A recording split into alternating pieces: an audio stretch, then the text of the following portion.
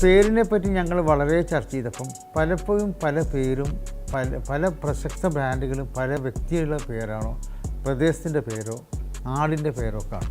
അതുപോലെ ഈ നാടിൻ്റെ പേരാവാം എന്നുള്ള അതൊരു ഈ പേര് ഇപ്പം മലബാർ എന്ന് പറഞ്ഞ പ്രദേശം റെക്കോർഡിക്കലില്ല. പഴയ ബ്രിട്ടീഷുകാരുടെ കാലത്ത് ഈ 5 ഡിസ്ട്രിക്റ്റ് ചേർന്നിട്ടുള്ള ഒരു പ്രദേശത്താണ്. അത് മദ്രാസ് സംസ്ഥാനത്തിൻ്റെ ഭാഗമായിട്ടുണ്ടായിരുന്നതാണ്.